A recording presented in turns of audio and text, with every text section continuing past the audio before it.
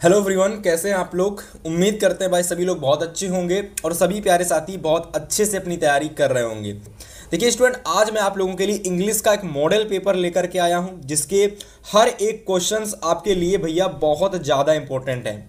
मतलब जो भी प्यारा साथी आज की इस क्लास को शुरू से लगा करके एकदम लास्ट तक देखता है, मैं वह सारे क्वेश्चंस आज की इस क्लास के अंदर कराने वाला हूं, बताने वाला हूं जिस तरीके से आपके पेपर में क्वेश्चंस आने वाले हैं। तो अगर आपने ये क्लास शुरू से लगाकर एकदम लास्ट तक देख ली तो इंग्लिश के पेपर का आपको ए भी नहीं आता है तो मैं गारंटी दे रहा हूं कि पूरी की पूरी जानकारी आपको इस क्लास में होने वाली है। क्योंकि कैसे कैसे आपके पेपर में क्वेश्चंस आते हैं, है ना, किस किस टाइप से क्वेश्चंस आते हैं, कहाँ कहाँ से क्वेश्चंस आते हैं, तो सारी ए टू जेड पूरी जानकारी मैं आपको देने वाला हूँ। ठीक है, तो आइए आज डिस्कस करेंगे इस इंग्लिश के एकदम नए फ्रेश मॉडल पेपर को। और सबसे पहले मैं आपको बता देना चाहता हूँ भाई, जो भी आपके परीक्षा में पेपर आएगा भाई उसका समय होगा 3 घंटे 15 मिनट।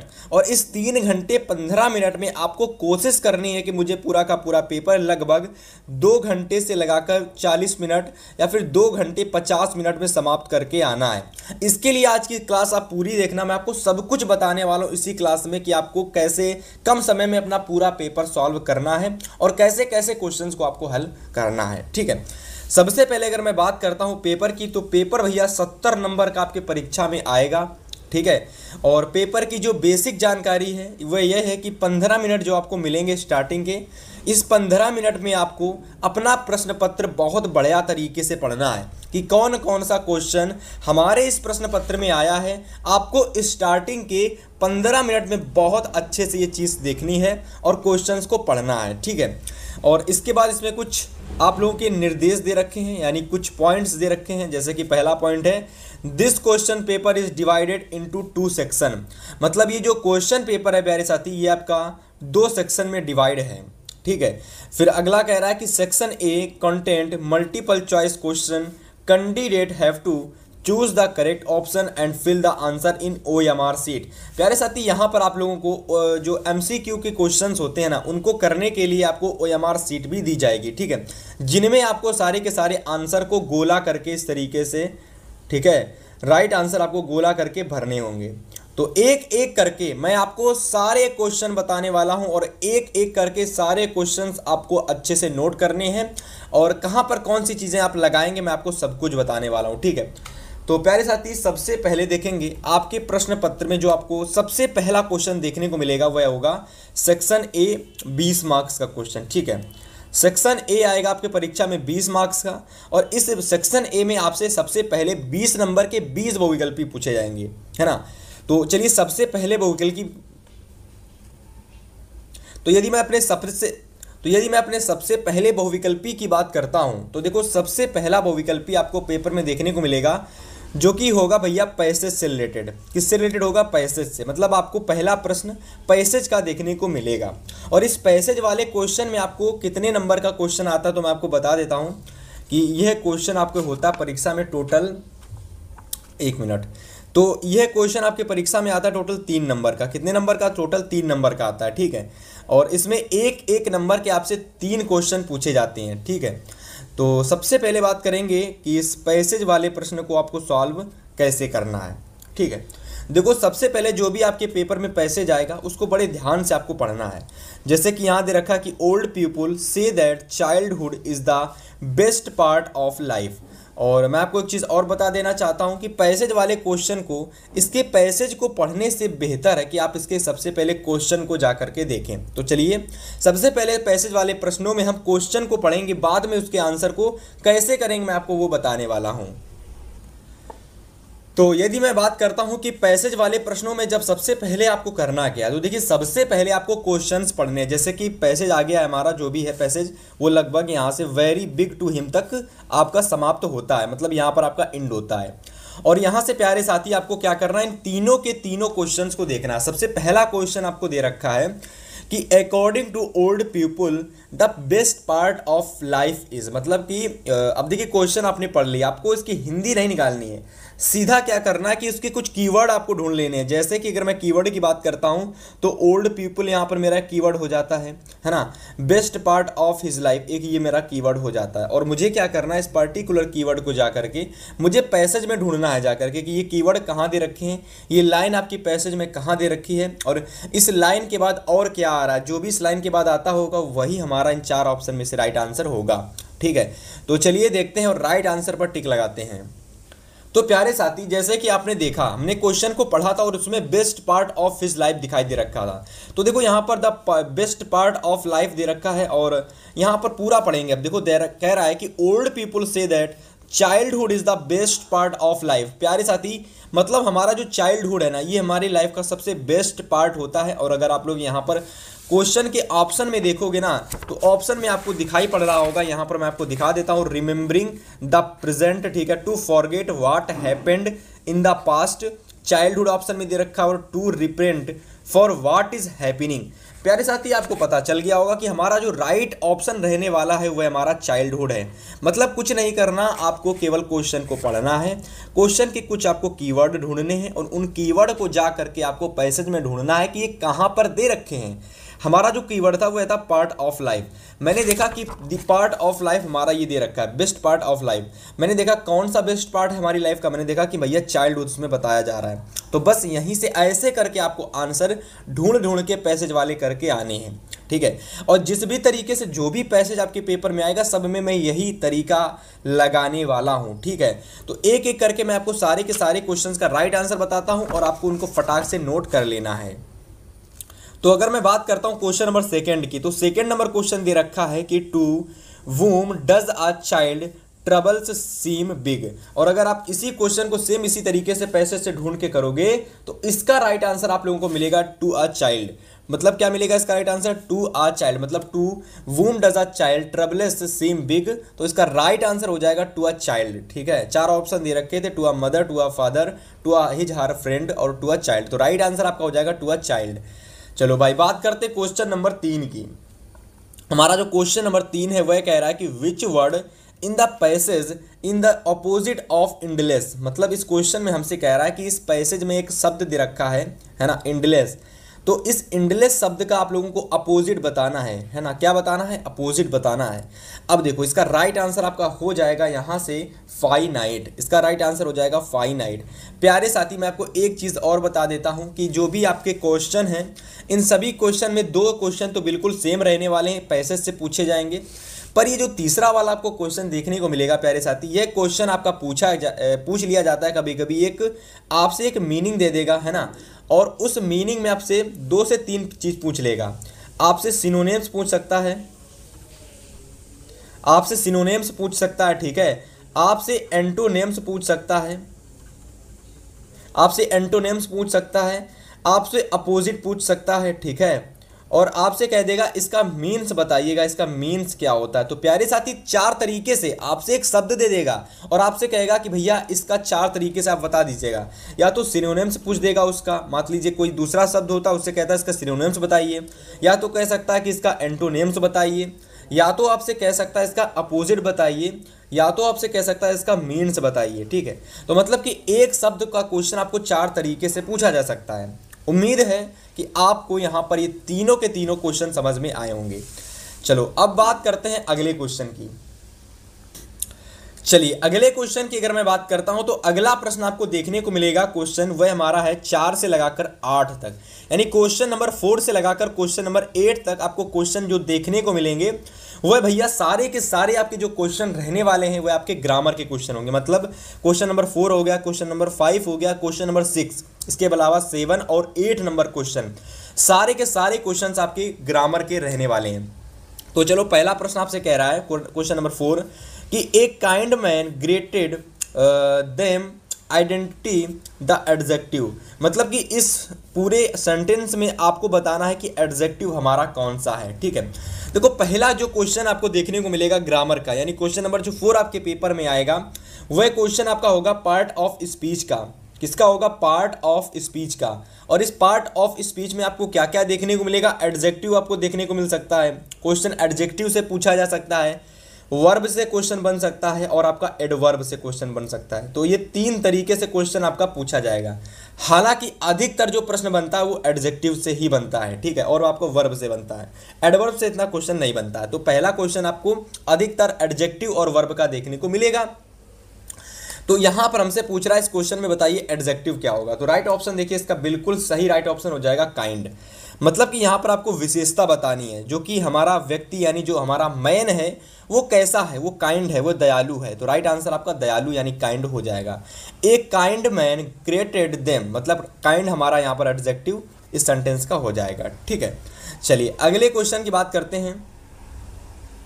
अगला क्वेश्चन कह रहा है कि my shoes are made leather. तो सभी को पता है कि यहाँ पर बाई हो जाएगा, लेकिन यहाँ पर बाई क्यों होगा और ये कौन सा क्वेश्चन है। तो अगर मैं बात करता हूँ इस क्वेश्चन की, तो ये हमारा प्रीपोजिशन का क्वेश्चन है, ये हमारा प्रीपोजिशन का क्वेश्चन है, ठीक है, ये हमारा प्रीपोजिशन का प्रश्न है। और इस प्रीपोजिशन के प्रश्न में प्यारे साथी आपको कुछ कॉलम दे देगा और आपसे कहेगा इसमें बाई होगा, इन होगा, ए होगा, कि आपका एन होगा, कि ऑफ होगा, कि फ्रॉम होगा, कि ऑफ होगा।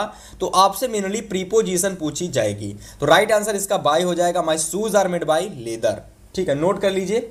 चलिए बात करते हैं अगले क्वेश्चन की। तो अगले क्वेश्चन की अगर मैं बात करता हूं तो क्वेश्चन नंबर 6 कह रहा है कि he went to the market to buy some books. अब देखो यहां पर आपसे कहेगा कि change into present perfect tense. तो ये क्वेश्चन में हमसे कह रहा है ये जो हमारा सेंटेंस दे रखा है इसको आपको चेंज कर दीजिए प्रेजेंट परफेक्ट टेंस में। और इस तरीके का क्वेश्चन आपको जरूर देखने को मिलेगा, जिसमें एक सेंटेंस दे देगा और आपसे कहेगा इस सेंटेंस को, पर्टिकुलर सेंटेंस को चेंज करिएगा। तो इस सेंटेंस को चेंज किस में करना है प्यारे साथी, इसको प्रेजेंट परफेक्ट टेंस में चेंज करना है। तो आप सभी को पता होगा प्रेजेंट परफेक्ट टेंस की हेल्पिंग वर्ब क्या होती है। प्रेजेंट परफेक्ट टेंस की जो हेल्पिंग वर्ब होती है प्यारे साथी वो होती है हैज होती है और आपकी हैव होती है। तो बस आपको हेल्पिंग वर्ब ही देखना है। जैसे कि अगर हैज बीन की बात करें तो ये आपका नहीं होगा, वाज की बात करें तो ये भी नहीं होगा, अगर मैं गोज की बात करता हूं तो ये प्रेजेंट में चला जाता है, ये भी नहीं होगा। तो हैज यहां पर दे रखा है। तो देखो he has gone to the market to buy some books. तो ये आपका प्यारे साथी राइट आंसर हो जाएगा, ऑप्शन नंबर डी हमारा बिल्कुल सही हो जाएगा। और इस तरीके से आपको क्या करना है कि आपके पेपर में जब क्वेश्चन आ जाए कि इस सेंटेंस को इस सेंटेंस में चेंज करें, तो सबसे पहले उस क्वेश्चन की हेल्पिंग वर्ब क्या होगी उस सेंटेंस की आपको देखनी है। तो मुझे पता था कि प्रेजेंट परफेक्ट टेंस की हेल्पिंग वर्ब हैज या हैव होती है, तो बस मुझे हेल्पिंग वर्ब को ही चेक करना है। और साथ ही साथ आप मेन वर्ब में कौन सी फॉर्म लगी हुई है, फर्स्ट फॉर्म है कि सेकेंड फॉर्म है कि थर्ड फॉर्म है, तो आपको वो भी चेक कर लेना है। जैसे कि यहाँ अगर मैं बात करता हूँ ही हैज़ गॉन, तो यहाँ पर देखिए गॉन लगा हुआ है, मतलब कि गो में थर्ड फॉर्म का प्रयोग हुआ है। तो थर्ड फॉर्म गो की क्या होती है, गॉन होती है। तो यहाँ से भी मुझे पता चल गया कि हमारा बिल्कुल राइट आंसर हो जाएगा। चलिए बात करते हैं आगे के क्वेश्चंस की। तो यदि मैं बात करता हूँ आगे के क्वेश्चन नंबर 7 की, तो यहाँ पर देखिए क्वेश्चन नंबर 7 हमसे कह रहा है कि स्टॉर्म दे रखा है, क्लाउड्स दे रखा है, दी दे रखा है, सीन दे रखा है, वेयर दे रखा है, डार्क और बिफोर, ये 7-8 चीज़ें दे रखी हैं। और इसमें जो क्वेश्चन हमारा 7 नंबर वाला है ये हमारा क्वेश्चन है रीअरेंज का। मैं यहाँ पर लिख देता हूँ, यहाँ पर आपका लिख के नहीं दिया गया है, हालांकि कुछ इस तरीके से क्वेश्चन आपको देखने को मिलेगा। ये क्वेश्चन हमारा रीअरेंज का क्वेश्चन है। इसमें क्या होता है, ये शब्द आपको दे रखे होते हैं, इनको आपको रीअरेंज करके लिखना पड़ता है और एक आपको कह सकते हो परफेक्ट सेंटेंस के रूप में इसको बनाना होता है। मतलब सारी चीज़ें आपको सही शब्दों में, हेल्पिंग वर्ब आपकी जो सब्जेक्ट होता है उसको कहाँ लिखना है, इसके बाद आता है हेल्पिंग वर्ब उसको आपको लिखना है, फिर आपका आता है मेन वर्ब और फिर इसके बाद आपका आता है ऑब्जेक्ट और फिर आपका आता है भैया अदर वर्ड। तो इस तरीके से इस फॉर्मूले के तहत आपको चीज़ें दर्शानी हैं। तो इसमें आपको ये चीज़ों को दर्शा करके रीअरेंज करना है और आपका राइट ऑप्शन इनमें से क्या होगा वह आपको भरना है। तो अगर मैं राइट आंसर की बात करता हूं तो देखिए यहां पर दे रखा है dark clouds were seen before the storm. तो ये बिल्कुल आपका सही आंसर हो जाएगा। अब आपका ये आंसर बिल्कुल सही क्यों होगा मैं आपको बताता हूं। देखो सबसे पहले देखो डार्क आपका दे रखा है, डार्क, ठीक है, तो ये तो आपका हो गया डार्क क्लाउड्स, ये पूरा डार्क क्लाउड्स आपका क्या हो गया, सब्जेक्ट हो गया, ठीक है। इसके बाद देखो वियर, वियर आपका क्या हो गया प्यारे साथी, तो ये आपका मेन वर्ब में हो गया। और इसके बाद देखो सीन दे रखा है तो ये आपका कह सकते हो ऑब्जेक्ट हो गया। बिफोर द स्टॉर्म ये आपका अदर वर्ड हो गया। तो यहाँ से प्यारे साथी जो आपका राइट आंसर हो जाएगा वह आपका हो जाएगा ऑप्शन नंबर बी, यानी बी नंबर हमारा बिल्कुल राइट आंसर हो जाएगा। चलिए बात करते हैं क्वेश्चन नंबर 8 की। तो 8 नंबर जो आपको प्रश्न देखने को मिलेगा परीक्षा में, वह प्रश्न आपका होगा मिस स्पेल्ड का। If you do want anything more you are, एक मिनट। तो यहां पर आपको जो ये क्वेश्चन देखने को मिलेगा, ये क्वेश्चन आपका मिस स्पेल्ड का होगा। किसका होगा प्यारे साथी? क्वेश्चन होगा आपका मिस स्पेल्ड का। मतलब इन 4 मीनिंग में से आपकी कोई एक मीनिंग जो है भैया वह कैसी दे रखी है? गलत दे रखी है। उस गलत मीनिंग को आपको ढूंढना है कि हमारी कौन सी मीनिंग इस 4 ऑप्शन में से हमारी गलत है। जो भी गलत है उसको आप टिक लगाएंगे। तो यहाँ पर जो हमारी गलत मीनिंग है भैया वो हमारी है डिसैटिस्फाइड, है ना। डिसैटिस्फाइड हमारी जो मीनिंग है ये गलत है और यही हमारा बिल्कुल राइट आंसर हो जाएगा। बाकी सेटिस्फैक्ट्री, सेटिस्फाइड और सेटिस्फाइंग ये तीनों मीनिंग सही दे रखी हैं, पर डिसैटिस्फाइड हमारी मीनिंग गलत दे रखी है। तो यही बिल्कुल हमारा राइट आंसर हो जाएगा। तो मिस स्पेल्ड में आपको गलत मीनिंग ढूंढनी होती है। अगर आप ढूंढ लेते हो तो आपको 1 नंबर मिल जाता है। और इस तरीके से ग्रामर सेक्शन से टोटल 5 क्वेश्चन आपके आते हैं। कितने क्वेश्चन आते हैं मैं आपको 1 मिनट देख लेता हूँ। तो टोटल क्वेश्चन जो आपके आते हैं 5 क्वेश्चन आते हैं, ठीक है। तो 5 के 5 क्वेश्चन मैंने आपको बताए कैसे कैसे क्वेश्चंस आते हैं, कहाँ कहाँ से किस किस तरीके से क्वेश्चंस आते हैं। और उम्मीद करते हैं भैया समझ में आपको आ गया होगा। और चलो बात करते हैं अब आगे के सारे प्रश्नों की, देखते हैं।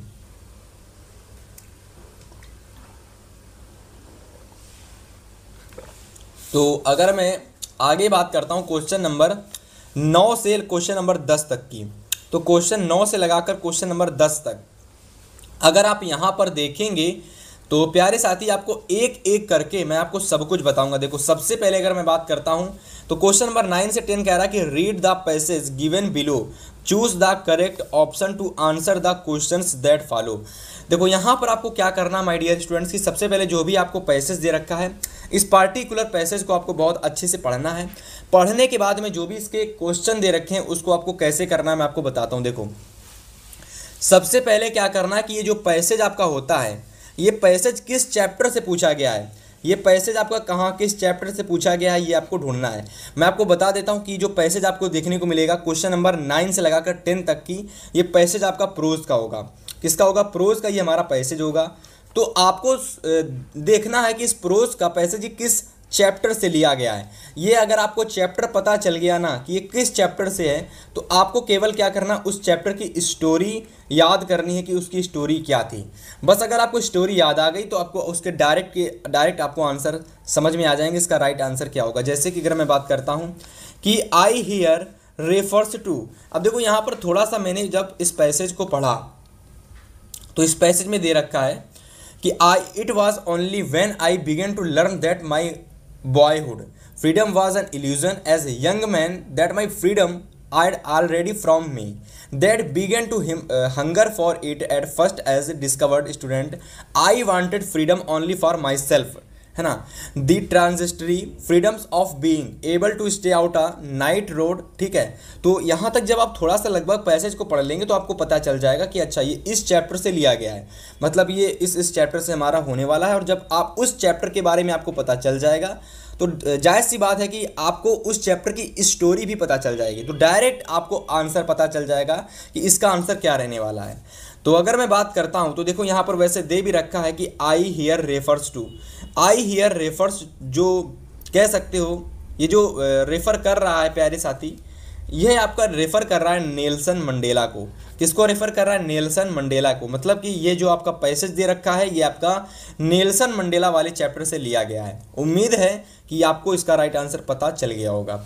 ऐसे ही अगर मैं बात करता हूँ इसके दूसरे क्वेश्चन की तो कह रहा कि the narrator learned that his boyhood freedom was. अब देखो इस क्वेश्चन को आपको पढ़ने के बाद में आप चाहो तो इसके कुछ कीवर्ड भी ढूंढ सकते हो, जैसे कि बॉयहुड और फ्रीडम। तो देखो यहाँ पर बॉयहुड आपका दे रखा है, एक मिनट, तो जैसे कि बॉयहुड आपका ये दे रखा है और फ्रीडम आपका ये दे रखा है।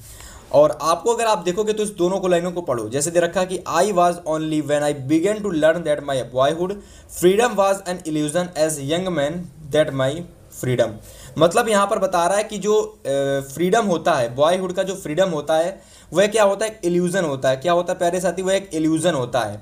तो कुछ नहीं करना, अब आपको इल्यूजन ऑप्शन देखना है कहाँ दे रखा है। तो ये भी आपका नहीं होगा, ये भी आपका नहीं होगा। इसके अलावा मैं आप आगे ऑप्शन देखता हूँ, तो मैं अगर आगे की ऑप्शन की बात करता हूँ प्यारे साथी, तो देखो यहाँ पर ए प्रॉमिस दे रखा है एंड एल्यूजन दे रखा है। तो बस ये हमारा बिल्कुल राइट आंसर हो जाएगा, क्योंकि कह रहा था कि जो बॉयहुड में जो फ्रीडम होता है, जो बॉयहुड में जो फ्रीडम होता है, एक तरीके से वो क्या होता है प्यारे साथी, वो एक एल्यूजन होता है। तो यही बिल्कुल हमारा राइट आंसर हो जाएगा। चलिए बात करते हैं आगे के सारे क्वेश्चंस की। अब देखो यहाँ से जितने भी आपको क्वेश्चंस देखने को मिलेंगे वह सारे के सारे क्वेश्चंस आपके जहाँ से होंगे मैं आपको सब बताऊंगा।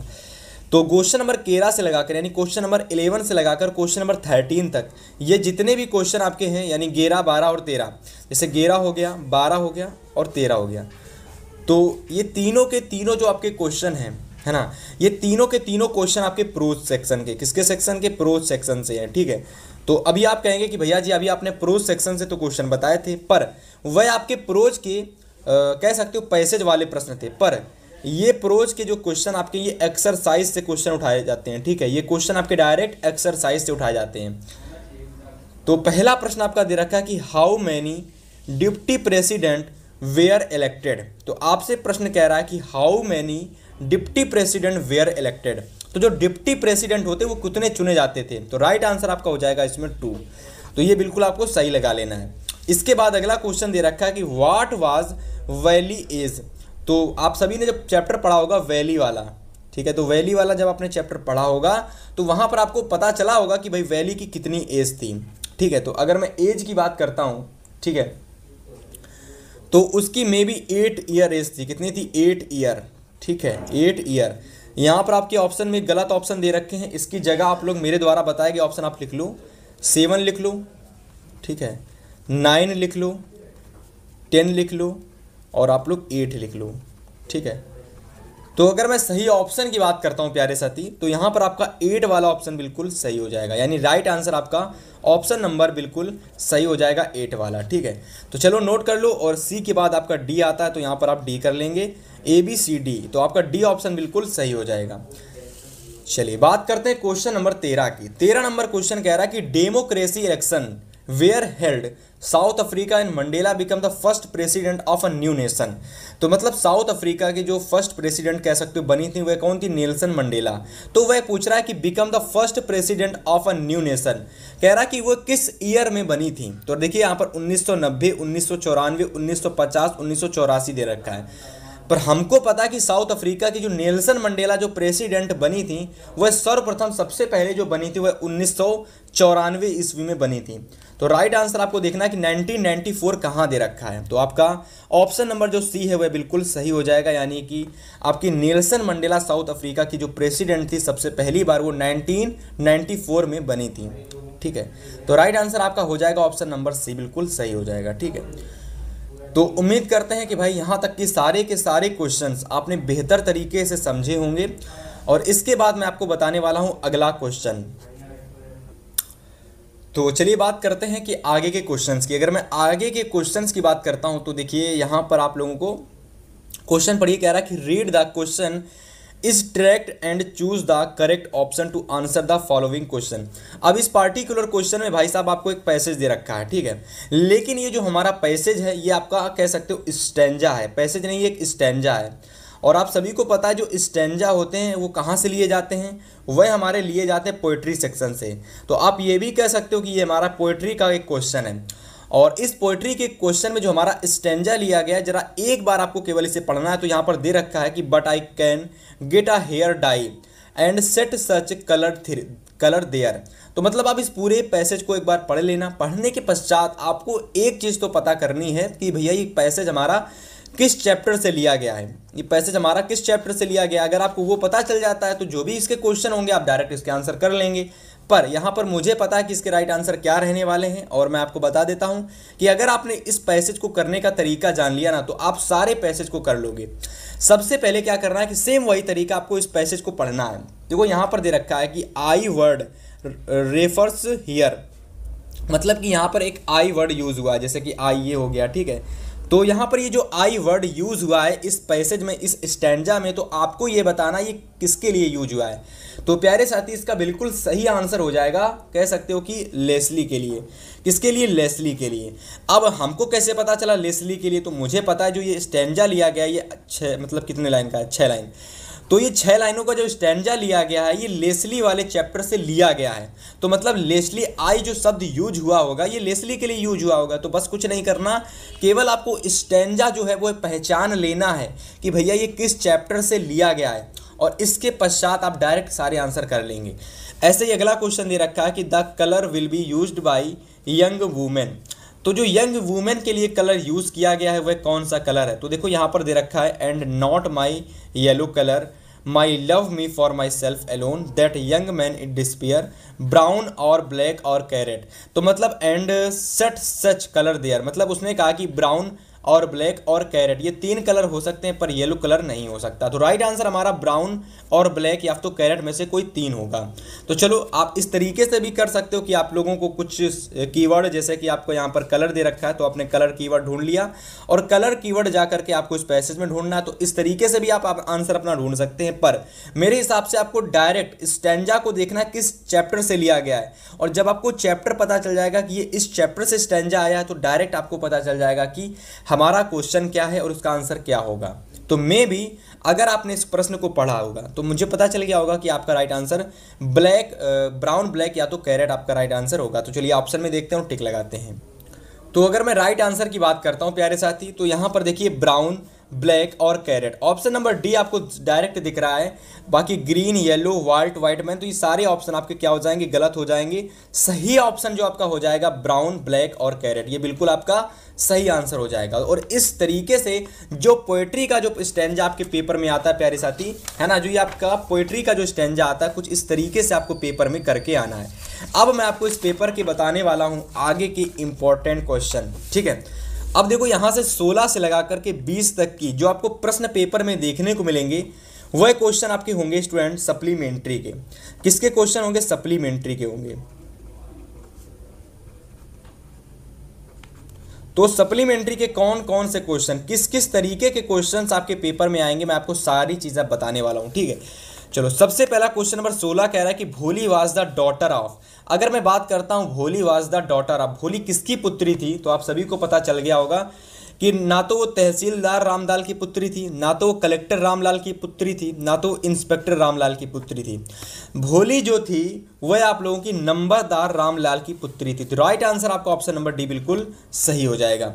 अब देखिए सप्लीमेंट्री से आपको 5 क्वेश्चंस देखने को मिलेंगे। कितने क्वेश्चंस? टोटल 5 क्वेश्चंस आपको देखने को मिलेंगे, यानी 5 क्वेश्चंस आएंगे। और ये 5 क्वेश्चंस आपके एक्सरसाइज से पूछे जाएंगे। कहाँ से आएंगे?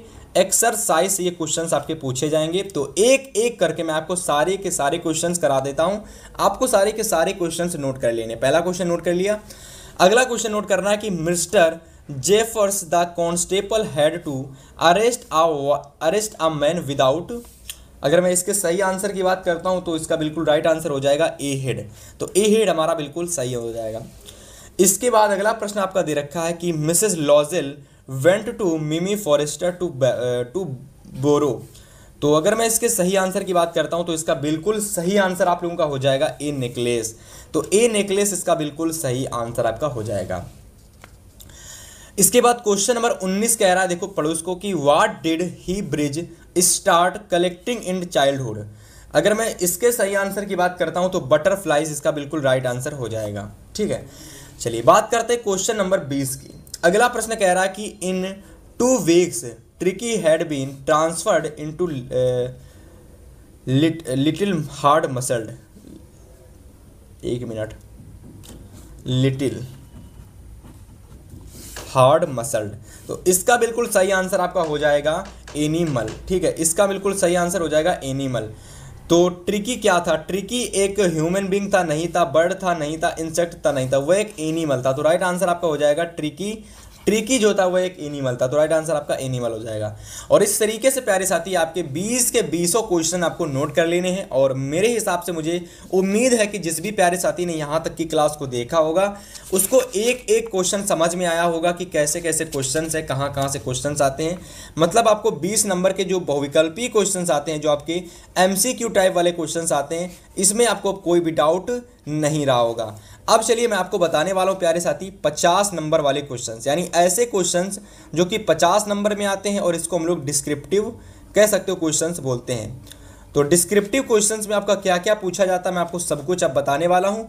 एक एक चीज़ मैं आपको समझा दूंगा। और पेपर से पहले अगर आपने इस क्लास को कंप्लीट देख लिया होगा तो आपके इंग्लिश में आपको 70 आउट ऑफ 70 कैसे लाने हैं इसकी पूरी जानकारी आपको पता चल जाएगी।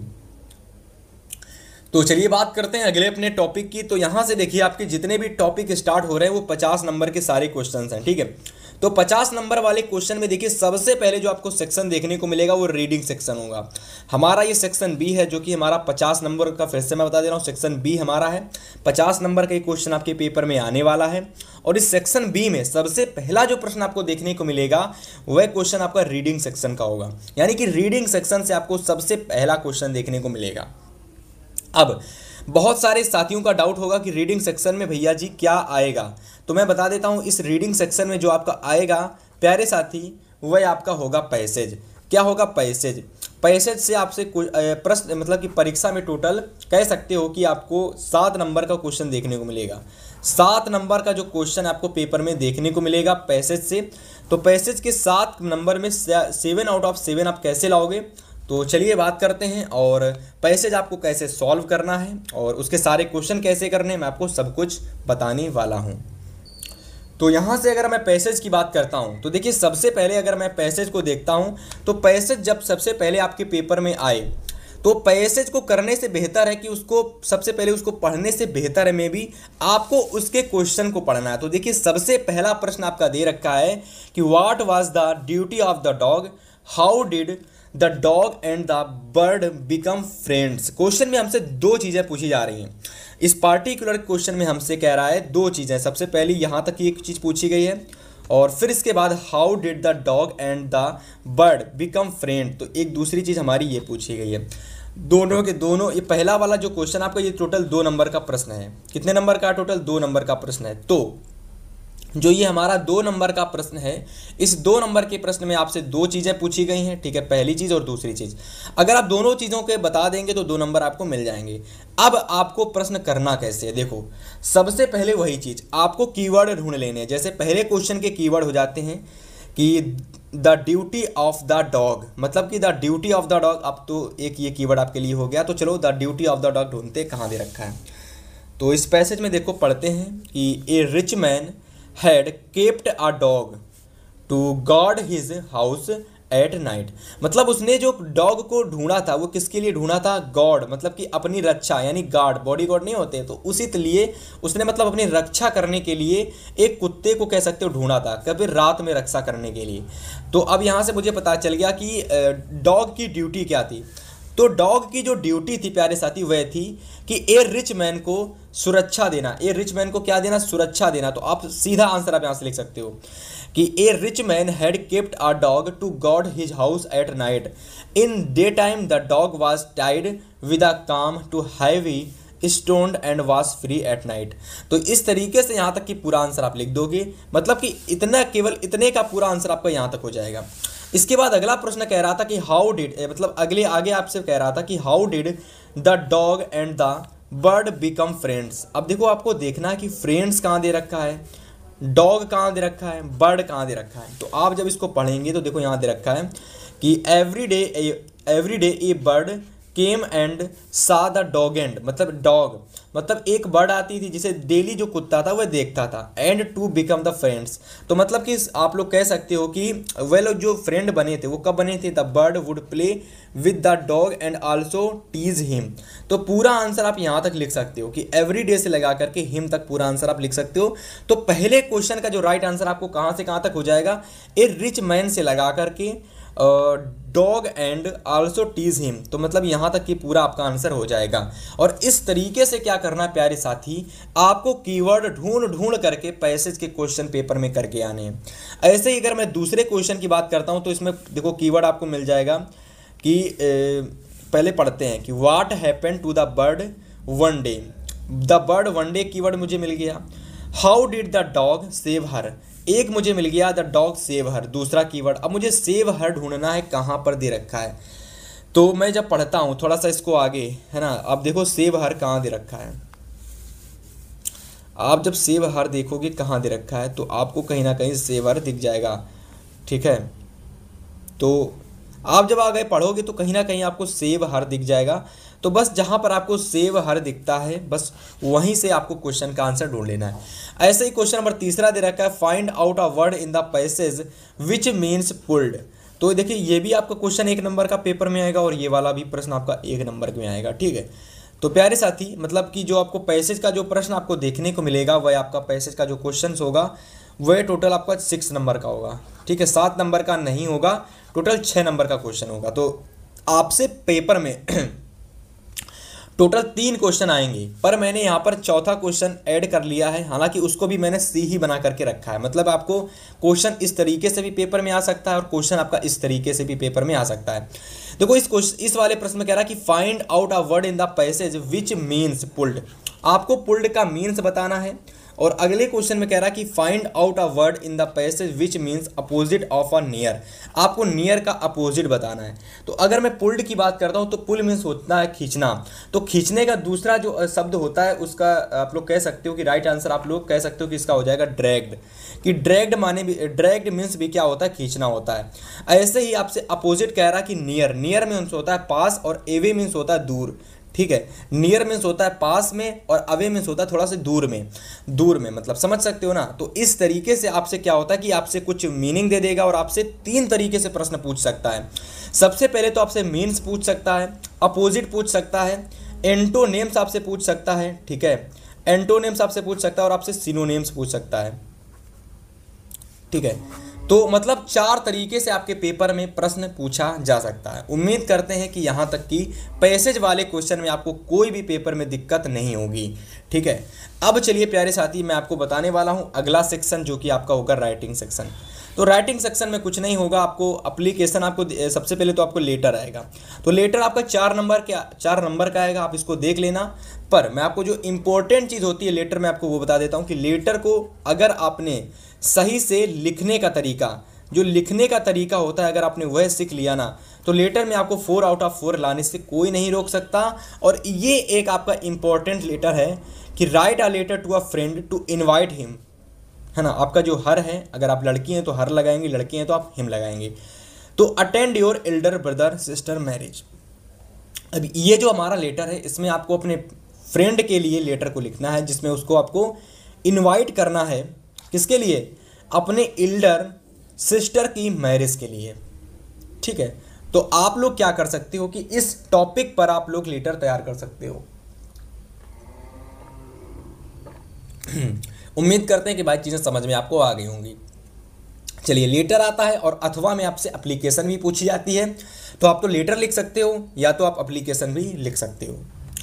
तो अथवा में जो आपको एप्लीकेशन करने के लिए प्यारे साथी आएगी, तो एप्लीकेशन में भी वही होता है। अगर आपने एप्लीकेशन को लिखने का अच्छे तरीके से तरीका जो होता है अगर आपने वह सीख लिया ना तो आपको इस एप्लीकेशन में भी 4 आउट ऑफ 4 आपको लाने से कोई नहीं रोक सकता। लेकिन लेटर हो गया, ठीक है, लेटर हो गया और हो गया एप्लीकेशन, दोनों में से कोई एक ही चीज़ आप परीक्षा के लिए तैयार करना, ठीक है। एक ही चीज़ आप परीक्षा के लिए तैयार करना, या तो आप लेटर तैयार कर लेना या तो आप एप्लीकेशन तैयार कर लेना। अगर आप मेरा सजेशन मानते हो तो आप एप्लीकेशन तैयार करना, क्योंकि एप्लीकेशन कंपेयर में लेटर की थोड़ी सी ईजी होती है तैयार करने के लिए, ठीक है। तो एप्लीकेशन आप सबसे पहले लिखने का तरीका सीख लेना और इसको किस तरीके से तैयार किया जाता है, मतलब किस किस तरीके की कौन कौन टाइप की एप्लीकेशन होती हैं आप वो देख लेना। मैं भी आप इंपॉर्टेंट एप्लीकेशन देख लेना, आपके 4 नंबर यहाँ से बिल्कुल पक्के हो जाएंगे। एक इंपॉर्टेंट एप्लीकेशन मैं आपको बताता हूँ कि write an application to the principal requesting him to make a regular arrangement of evening games. ये आपकी 100% एप्लीकेशन आपके पेपर में छपी हुई है, इसको बस आपको तैयार करके पेपर से पहले जाना है, ठीक है। आप देखो अगला क्वेश्चन नंबर 3, अगर मैं क्वेश्चन नंबर 3 की बात करता हूँ तो ये भी आपका कह सकते हो राइटिंग सेक्शन का ही एक क्वेश्चन है। अब यहाँ पर देखो आपसे पैराग्राफ पूछा गया है। पैराग्राफ क्या होता है मैं आपको बता देता हूँ। पहले के समय में मतलब 2021 तक आपके पेपर में एसे आया करता था, ठीक है। अब उस पर्टिकुलर एसे को हटा करके 3 चीज़ें आपसे पूछी जाती हैं। रिपोर्ट राइटिंग आपसे पूछी जाती है, आर्टिकल राइटिंग आपसे पूछी जाती है और आपसे डिस्क्रिप्टिव पैराग्राफ आपसे पूछ लिया जाता है, ठीक है। डिस्क्रिप्टिव पैराग्राफ, तो पहला जो प्रश्न आपका डिस्क्रिप्टिव पैराग्राफ से है, इसमें आपको माई मदर पर 60 से 80 वर्ड में डिस्क्रिप्टिव पैराग्राफ लिखना है, जिसके लिए आपको हिंट भी पेपर में दिया जाता है। Introduction, dress and behaviour, her qualities, conclusion, ठीक है। तो इस तरीके से इन 4 वर्ड के अंदर आपको माई मदर पर 60 से 80 वर्ड के अंदर पैराग्राफ तैयार करना है। देखो डिस्क्रिप्टिव पैराग्राफ आपको हर साल पेपर में आता है, या तो डिस्क्रिप्टिव पैराग्राफ आता है या तो आर्टिकल राइटिंग आती है, पर रिपोर्ट राइटिंग बहुत कम, मतलब बहुत ही ज़्यादा रेयर केस में पूछी जाती है। तो मेरे हिसाब से प्यारे साथी आपको डिस्क्रिप्टिव पैराग्राफ जितने भी इंपॉर्टेंट है तैयार कर लेने हैं। उनमें से देखिए माई मदर बहुत ज़्यादा पेपर में रिपीट होता है, तो इसको जरूर तैयार कर लेना। इसके बाद जो देखो आर्टिकल राइटिंग मैंने आपको बताया था वो भी आ जाती है, कभी कभी होता है रिपोर्ट राइटिंग पूछ ली जाती है, पर आर्टिकल राइटिंग आपकी अधिकतर आती है। इसमें देखो रिपोर्ट राइटिंग पूछी गई है, पर मैं ये नहीं कहूँगा कि रिपोर्ट राइटिंग ही हर पेपर में आएगी। आपकी आर्टिकल राइटिंग और डिस्क्रिप्टिव पैराग्राफ दोनों में से कोई एक चीज़ आप तैयार कर लेना बेहतर तरीके से, ठीक है। तो डिस्क्रिप्टिव पैराग्राफ आप तैयार कर लेना, माय सजेशन, ठीक है। इसके अलावा आप आर्टिकल को भी देख सकते हैं, पर यहाँ पर रिपोर्ट राइटिंग है। एन इंडियन फेस्टिवल पर 60 से 80 वर्ड के बीच में, ये देखो आपके कीवर्ड दे रखे हैं, तो इन हिंट्स में आपको क्या करना है, सारी चीज़ें अच्छे तरीके से इसके अंदर आपको भर कर 60 से 80 वर्ड के अंदर आपको एक रिपोर्ट राइटिंग तैयार कर देनी है एन इंडियन फेस्टिवल पर, ठीक है। और ये प्रश्न आपको 6 नंबर का क्वेश्चन आपके पेपर में आता है, तो बहुत अच्छे नंबर आपको मिल जाते हैं। 6 आउट ऑफ 6 लाने के लिए बहुत अच्छा आपको ये क्वेश्चन होता है, बहुत मिनिमम सा क्वेश्चन होता है, इजी क्वेश्चन होता है। केवल इसमें आपको डिस्क्रिप्टिव पैराग्राफ पर आपको फोकस करना, मैं बार बार आपसे कह रहा हूँ, ठीक है। चलो आगे बात करते हैं अगले सेक्शन की। तो अगला सेक्शन जो आपको पेपर में देखने को मिलेगा स्टूडेंट, वो आपका ग्रामर सेक्शन होगा। तो ग्रामर सेक्शन में देखिए पहला जो प्रश्न आपको देखने को मिलेगा, पहला क्वेश्चन आपका होगा डायरेक्ट इनडायरेक्ट का, ठीक है। दूसरा जो प्रश्न आपका होगा प्यारे साथी वह आपका होगा पैसिव वॉइस यानी कि एक्टिव पैसिव का। तो डायरेक्ट आपको सिंपल है, डायरेक्ट इनडायरेक्ट अगर आप एक बार करना सीख जाते हो, पढ़ना सीख लिया आपने, डायरेक्ट इनडायरेक्ट टॉपिक अगर आपने एक बार सीख लिया तो भैया 2 नंबर आपका बिल्कुल फिक्स। अब देखो यहाँ पर हमसे डायरेक्ट पूछा गया कि Mohan said to Meera comma inverted comma start please help me in solving this question of the mathematics. इसका राइट आंसर हो जाएगा, इनडायरेक्ट हो जाएगा कि Mohan requested Meera, comma inverted comma की जगह आपको लगा देना है to help her, sorry to नहीं लगाना है, यहाँ पर आपको कुछ नहीं लगाना है क्योंकि ये हमारा कह सकते हो कि इम्परेटिव में चला गया है। इम्परेटिव सेंटेंस में प्लीज़ आ गया, प्लीज़ हमारा इम्परेटिव में चला जाता है। और जब इम्परेटिव में चला जाता है प्यारे साथी तो वहाँ पर आप लोगों को कॉमा इन्वर्टेड कॉमा को हटा करके कोई भी चीज़ नहीं लगानी होती है।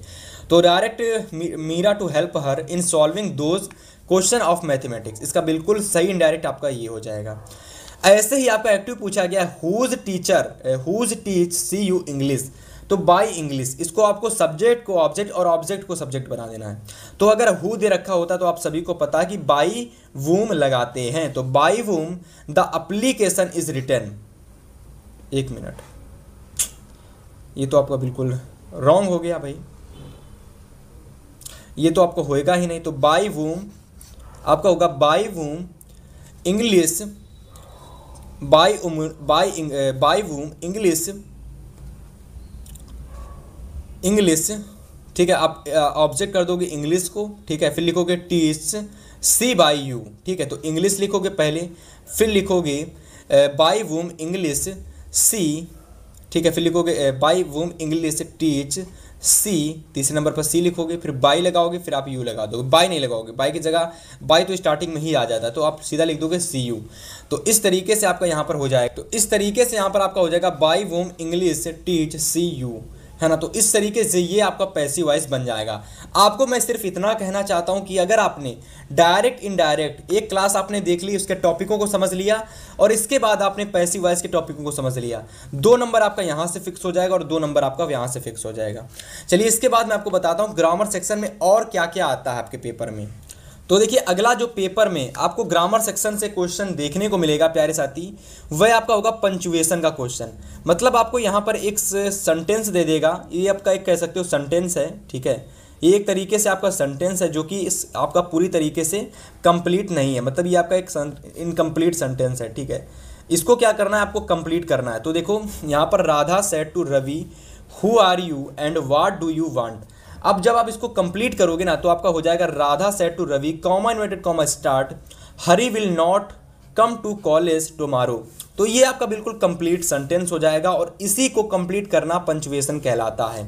मतलब आधे अधूरे सेंटेंस को सही से पूरा कर देना ही पंचुएशन पंचुएट कहलाता है, ठीक है। तो इस तरीके का भी एक क्वेश्चन आपके पेपर में आएगा, आधा अधूरा क्वेश्चन होगा जिसको आपको कंप्लीट करना होगा, ठीक है। चलिए इसके बाद जो अगला ग्रामर सेक्शन से प्रश्न आपको देखने को मिलेगा वह क्वेश्चन आपका ट्रांसलेशन का होगा। किसका होगा भैया, ट्रांसलेशन का क्वेश्चन होगा। 4 नंबर का ट्रांसलेशन से पेपर में आपके क्वेश्चंस आने वाला है, जिसमें आपको 4 ही सेंटेंस देखने को मिलेंगे। पहला सेंटेंस हो गया ये, दूसरा सेंटेंस हो गया आपका ये, और तीसरा सेंटेंस आपका यहाँ से लगाकर यहाँ तक हो गया, और चौथा सेंटेंस आपका यहाँ से यहाँ तक हो गया। तो टोटल 4 सेंटेंस आपको देखने को मिलेंगे। इन चारों के चारों सेंटेंस को अगर आप कर दोगे तो 4 नंबर आपके बिल्कुल पक्के हो जाएंगे, ठीक है। चलिए उम्मीद करते हैं कि आपको ट्रांसलेशन, पंचुएशन, एक्टिव आई, पैसिव आई, डायरेक्ट इनडायरेक्ट आप अच्छे तरीके से समझ गए होंगे। अब चलिए आपको बात करते हैं अगले सेक्शन की। तो अगला सेक्शन आपको लिटरेचर सेक्शन देखने को मिलेगा, और सभी को पता है लिटरेचर सेक्शन में भैया लॉन्ग आंसर आते हैं, ठीक है, शॉर्ट आंसर आते हैं, और पोइट्री से अगर मैं बात करता हूँ तो सेंट्रल आइडिया आता है, ठीक है, और आपकी पोयम आती है। तो बेसिकली ये 4 चीज़ें ही आपकी आती हैं, long answer, short answer, central idea, poem. देखो लॉन्ग आंसर और शॉर्ट आंसर में बहुत आसान होता है कि आपको क्वेश्चन, इंपॉर्टेंट क्वेश्चन जो होते हैं वो तैयार कर लेने हैं बस।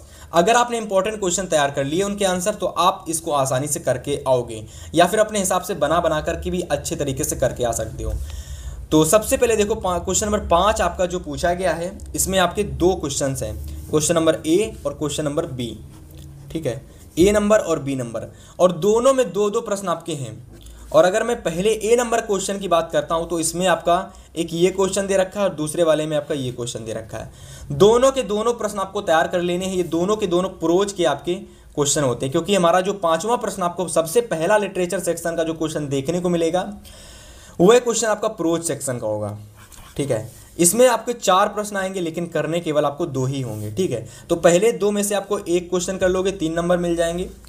दूसरे प्रश्न बी में से 2 क्वेश्चन में से 1 क्वेश्चन कर लोगे तो आपको यहाँ से 3 नंबर मिल जाएंगे, ठीक है। तो प्रोज सेक्शन अब टोटल आपका 6 नंबर का आएगा शॉर्ट आंसर में। इसके बाद अगर मैं लॉन्ग आंसर की बात करता हूँ क्वेश्चन नंबर 6 की, तो ये भी आपका प्रोज का सेक्शन का क्वेश्चन है, और यहाँ पर आपके प्रोज से लॉन्ग क्वेश्चन पूछा गया है। तो पहला प्रश्न आपका ये दे रखा है ए नंबर, दूसरा बी नंबर आपका ये दे रखा है। कह रहा कि any one answer any one of the following in about 60 word. मतलब 60 वर्ड में आपको दोनों में से किसी एक आंसर का उत्तर देना है, तो 4 नंबर आपको यहाँ से मिल जाएगा, ठीक है। या तो आप ये कर सकते हो या तो आप ये कर सकते हो, दोनों में से किसी एक को कर लोगे तो 4 नंबर आपको यहाँ पर मिल जाएंगे, ठीक है। चलिए बात करते हैं आगे की। तो यदि मैं आगे की बात करता हूं प्यारे साथी, तो आगे अगर आप देखोगे तो यहाँ पर आपको answer the following question in about 40 words, मतलब 3 नंबर में आपको यहाँ पर इस क्वेश्चन को आंसर दे देना है। या तो इसका आप आंसर लिख सकते हो, या फिर आप लोग right 4 lines any poem prescribed in your syllabus. मतलब कि आपको 4 लाइन की पोयम अपने सिलेबस से आपको लिखनी है। Do not copy this lines given in the question paper. जो 4 लाइन की पोयम आप लिखोगे वह आप पोयम आपकी क्वेश्चन पेपर में नहीं होनी चाहिए, ठीक है। तभी आपको 4 के 4 नंबर, 3 के 3 नंबर पूरे मिलेंगे। या तो आप क्वेश्चन का आंसर दे सकते हो उस वाले क्वेश्चन का, या तो आप डायरेक्ट पोयम लिख सकते हो। तो मेरे हिसाब से आप पोयम को ही लिख के आना है, तो 3 नंबर आपके यहाँ से पक्के हो जाएंगे। इसके बाद सेंट्रल आइडिया अगर आप कर देते हो पेपर में तो 3 नंबर आपके यहाँ से पक्के हो जाएंगे। तो Amanda the trees, A tiger in the zoo, या फिर फायर एंड आइस में से अगर मेरे हिसाब से केवल ये 3 सेंट्रल आइडिया आप तैयार कर लेते हो तो भैया सेंट्रल आइडिया का 3 नंबर आपका बिल्कुल पक्का हो जाएगा, ठीक है। चलिए इसके बाद देखिए क्वेश्चन नंबर 9 को और क्वेश्चन नंबर 10 को, ये दोनों के दोनों प्रश्न आपके सप्लीमेंट्री से हैं। और सप्लीमेंट्री से देखिए आपका ना तो सेंट्रल आइडिया आता है ना तो पोयम आती है। आप सभी को पता है कि यहाँ से आपके 2 चीज़ें आती हैं, लॉन्ग आंसर आते हैं, ठीक है, और आपके शॉर्ट आंसर आते हैं। तो सबसे पहले 30 से 40 वर्ड के अंदर आपको एनी वन, इन दोनों में से किसी एक का अगर आप आंसर दे दोगे तो 3 नंबर आपको मिल जाएंगे और ये आपका शॉर्ट आंसर होता है। और दूसरा वाला क्वेश्चन नंबर 10 आपको जो देखने को मिलेगा वह आपका लॉन्ग आंसर होता है। इसको आपको 60 वर्ड में देना है, इसको 30 से 40 वर्ड के अंदर देना है और दोनों में से मतलब एनी वन का मतलब होता है 2 आपको दे रखे होते हैं, एक को ही आपको पेपर में करके आना है। तो उम्मीद है कि आप ये सारे के सारे इंपॉर्टेंट क्वेश्चन को पेपर से पहले तैयार कर लेंगे। जितने भी मैंने आपको शॉर्ट आंसर सप्लीमेंट्री के बताए और जितने भी मैंने आपको ये लॉन्ग आंसर बताए, इनको पेपर से पहले ज़रूर तैयार कर लेना। और हाँ, सेंट्रल आइडिया केवल ये 3 तैयार कर लेना और 4 लाइन की पोयम तैयार कर लेना। इसके अलावा अगर मैं प्रोज सेक्शन की बात करता हूँ प्यारे साथी, तो प्रोज सेक्शन में भी आपको वही सिस्टम है कि आपको प्रोज सेक्शन से लॉन्ग आंसर आते हैं, ठीक है, 3-3 नंबर के शॉर्ट आंसर आते हैं और 4 नंबर का लॉन्ग आंसर आता है। तो आपको शॉर्ट आंसर ये तैयार कर लेने हैं और आपको लॉन्ग आंसर ये 2 तैयार कर लेने हैं। और इस तरीके से अगर आपने क्लास को पूरा देखा है तो मेरी गारंटी है कि इंग्लिश जैसे पेपर में अब आपको कोई भी दिक्कत नहीं होगी। अगर आपने क्लास को पूरा देखा है तो 70 आउट ऑफ 70 बोर्ड एग्जाम में ईजिली परीक्षा में लाने वाले हो, ठीक है। अब मैं आपको एक नई वीडियो के साथ नेक्स्ट वीडियो में आपके साथ हाजिर होऊंगा। तब तक के लिए आप इस क्लास को देखिए, अच्छे से समझिए, सारी चीज़ों को बेहतर तरीके से तैयार कीजिएगा।